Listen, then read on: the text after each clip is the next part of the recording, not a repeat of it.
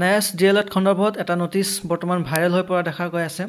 যে NCT ফালৰ পৰা NIS DLED খণ্ডত এটা ক্লেৰিফিকেশ্যন জাৰি কৰা হৈছে যেতিয়া সুপ্ৰিম কোৰ্টে অৰ্ডাৰ দিছিলে যে ফ্ৰেছ নিযুক্তিত NISৰ DLED ধাৰীসকলে আবেদন কৰিব নোৱাৰিব সেই অৰ্ডাৰ যেতিয়া পাব্লিছ হৈছিলে তাৰ পিছতে বহুতেই NCTক RTI কৈছিলে NCTত আৰু সেই RTIৰ ৰিপ্লাই NCT এতিয়া পাব্লিছ কৰিছে গতিকে কি ৰিপ্লাই দিছে আজি আমি সেই বিষয়ে আজি এই ভিডিঅ'ত আলোচনা কৰিম গতিকে আপোনালোকে ভিডিঅ'টো শেষলৈকে চাব আৰু চেনেলটো যদি ছাবস্ক্ৰাইব কৰা নাই ছাবস্ক্ৰাইব কৰি থ'ব আৰু আপোনালোকে এই ইনফৰমেশ্যনটো আপোনালোকৰ বন্ধুবৰ্গক শ্বেয়াৰ কৰিব পাৰে গতিকে NCT ফালৰ পৰা কি পাব্লিক নটিচ দিছে আমি সেই নটিচটো এতিয়া চাম হয় national council for teacher education অৰ্থাৎ NCTয়ে এই নটিচটো পাব্লিক কৰিছে ইয়াতে ছাবজেক্ট পাব্লিক গ্ৰিভেন্স ৰিগাৰ্ড আৰু ইয়াতে আপোনালোকে ৰেফাৰেন্স নাম্বাৰ কিছুমান দেখিবলৈ পাইছে ইয়াতে এইখিনি হৈছে এইসকলে আচলতে জানিব বিচাৰিছিলে NCTৰ ফালৰ পৰা আৰু তেওঁলোকে কি জানিব বিচাৰিছিলে তেওঁলোকে আৰু তাৰ ৰিপ্লাইটো কি আহিছে তেওঁলোকে আচলতে RTI কৈছিলে আৰু RTIৰ ৰিপ্লাইটো কি দিছে আমি এতিয়া সেইটো চাম sir madam with reference to your grievance অৰ্থাৎ এই কেণ্ডিডেটসকলে তেওঁলোকৰ গ্ৰিভেন্স অনুযায়ী তেওঁলোকে জানিব বিচাৰিছিলে তেওঁ কি জানিব বিচাৰিছিলে and to say that the recognition for DLED NCTয়ে জনায় যে the recognition for DLED course was granted by the NRC to NIS অৰ্থাৎ যি DLED কোৰ্ছ আছিলে সেই DLED কোৰ্ছটো NRCৰ ফালৰ পৰা NISক অনুমোদন দিয়া হৈছিলে DLED কোৰ্ছ কৰাবৰ কাৰণে আৰু তাৰ অৰ্ডাৰ নম্বৰ এইটো তাৰে অৰ্ডাৰ নম্বৰ দিয়া হৈছে এইটো আৰু ডেটেড অৰ্থাৎ তাৰিখটো দিছে 22/9/2017 22/9/2017 for the academic session 2017 to 2019 NRC ফালৰ পৰা DLED কোৰ্ছ কৰিবৰ কাৰণে NISক অনুমোদন দিয়া হৈছিলে 2017 চনৰ 22 ছেপ্টেম্বৰ তাৰিখে আৰু এটা ছেছনৰ কাৰণে দিয়া হৈছিলে সেইটো হৈছে 2017 পৰা 19 এটা ছেছন আৰু এই এটা ছেছনৰ কাৰণে সেই NISৰ DLEDৰ কোৰ্ছটো কৰাৰ অনুমোদন দিয়া হৈছিলে আৰু কিয় দিয়া হৈছিলে আৰু কাৰ কাৰণে দিয়া হৈছিলে ইয়াতে লিখিছে measure for the in service untrained teachers at elementary level working in the government aided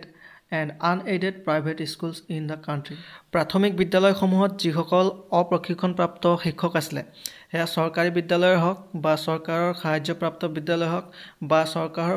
সাহায্যপ্ৰাপ্ত নোহোৱা প্ৰাইভেট স্কুলবিলাকে হওক এইবিলাকত যিসকল শিক্ষক আছিলে আৰু অপ্ৰশিক্ষণপ্ৰাপ্ত আছিলে তেওঁলোকৰ কোনো ট্ৰেইনিং নাছিলে তেওঁলোকক ট্ৰেইনিং দিয়াবৰ কাৰণে এই কোৰ্ছটো প্ৰৱৰ্তন কৰা হৈছিলে আৰু সমগ্ৰ দেশৰ এলিমেণ্টাৰী স্কুলৰ আনট্ৰেইনড টিচাৰসকলৰ কাৰণে এই DLEDৰ ব্যৱস্থা কৰা হৈছিলে the program was completed by the NIS on 31 March 2019 অৰ্থাৎ 2019 চনৰ 31 মাৰ্চ তাৰিখে NISৰ দ্বাৰা এই প্ৰগ্ৰেমটো সমাপ্ত কৰা হয় বা কমপ্লিট কৰা হয় as per record the same was not publish in the gazette of India এই অনুমোদন যে দিছে এই অনুমোদনটো কিন্তু ইণ্ডিয়াৰ গেজেটত পাব্লিছ কৰা হোৱা নাছিলে তাত প্ৰকাশ হোৱা নাছিলে অনলি তেওঁলোকে নটিফিকেশ্যনটো দিছিলে আৰু তাৰ দ্বাৰাই তেওঁলোকে এই কোৰ্ছটো চলাই নিছিলে কিন্তু গেজেটত পাব্লিছ কৰা নাছিলে এই অনুমোদনটো however the same was forwarded to all the stakeholders and also uploaded on the website of NCT এই অনুমোদনটো যিমান ষ্টেকহোল্ডাৰ আছিলে তেওঁলোকলৈ ফৰৱাৰ্ড কৰিছিলে লগতে NCTৰ অফিচিয়েল ৱেবছাইটত তেওঁলোকে আপলোড কৰিছিলে কিয় ফৰৱাৰ্ড কৰিছিলে বা কিয় আপলোড কৰিছিলে for information and implementation by the all concern অৰ্থাৎ যিসমূহ ইনষ্টিটিউশ্যন আছে বা যি ষ্টেকহোল্ডাৰ আছে তেওঁলোকে যাতে এই কোৰ্ছটো যে অনুমোদন দিয়া হৈছে এই কোৰ্ছটো যাতে স্মুথলি তেওঁলোকে ইমপ্লিমেণ্টেশ্যন কৰিব পাৰে তাৰ বাবে the state and Union territory governments and recruitment bodies have taken this order into account. ৰাজ্য চৰকাৰ বা কেন্দ্ৰীয় শাসিত ক্ষেত্ৰ আৰু ৰিক্ৰুটমেণ্ট কণ্ডাক্ট কৰা বডিসমূহক এই অৰ্ডাৰ কাৰ্যকৰী কৰাৰ বাবে জনোৱা হৈছিল এই পাব্লিক নটিচৰ পৰা যি আমি দেখিলোঁ ইয়াত কিন্তু NISৰ কেণ্ডিডেটসকলৰ বাবে কোনো এটা ভাল খবৰ নাই যিহেতু তেওঁলোকে জাষ্ট এটা ক্লেৰিফিকেশ্যন দিছে যে এই কোৰ্ছটো কেনেকৈ কণ্ডাক্ট কৰা হৈছিলে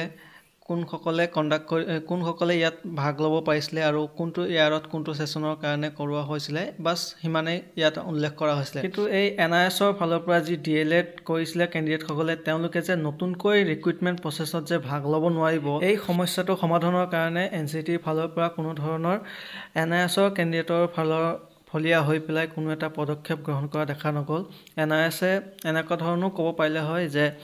আমি 18মহীয়া কোৰ্চ কৰিছোঁ হৈ থাকে তাত কিন্তু 24মহীয়া কোৰ্চৰ সমগ্ৰ বিষয়খিনি তাত অন্তৰ্ভুক্ত আছিলে, ইনক্লুড আছিলে। গতিকে